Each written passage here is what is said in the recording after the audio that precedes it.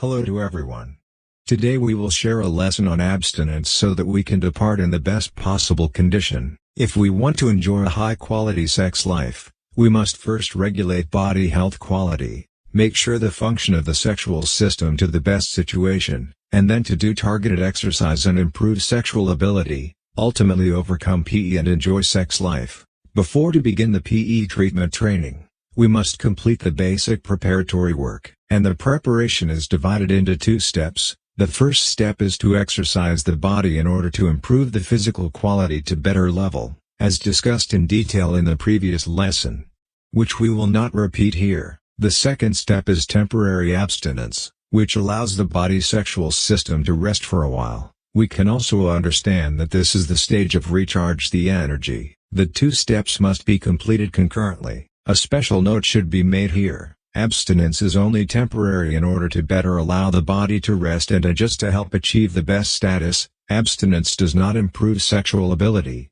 I have to say long-term abstinence on the body is also harmful. The term abstinence refers to the cessation of all sexual activity, including masturbation and sexual intercourse. Let's talk about the advantages of short-term abstinence. First and foremost, it allows the body's sexual system to recover sufficiently before beginning the correct PE training method, preventing PE further and further down the road. It may be time for questions to arise, such as what if the partner needs sex life during the abstinence? This problem exists, but we must approach it from two perspectives in order to solve it. First, we all know that you will not meet the woman's needs in current status.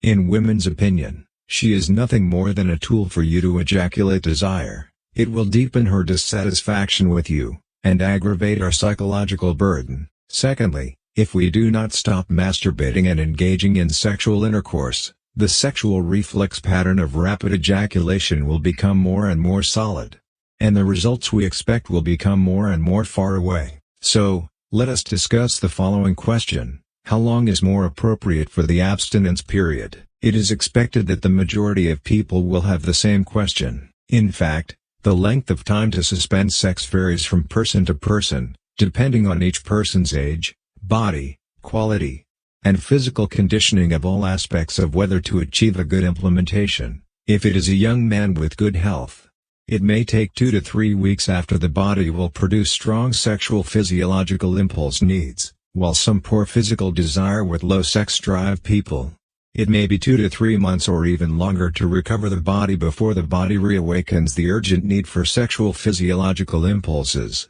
You may wondering what kind of performance is considered a strong sexual physiological need. The inner sexual physiological needs refer to the case in which we do not receive external sexual stimulation. In layman's terms, we have stopped sex or masturbation, no contact with pornographic information, no intimate contact with women, and in the absence of the association of pornographic aspects, you can feel the body produced an instinctive sexual impulse needs. You want to find a female partner or yourself to jerk off to release this energy.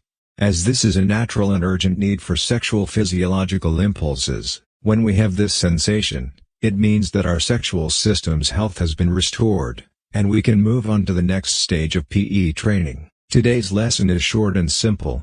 I hope you can follow the course recommendations of the PE training method before beginning and systematically customize your own training plan to leave in the best possible condition. So, that's all I have to say for now. Thank you for your time and attention, and we'll see you in the next lesson.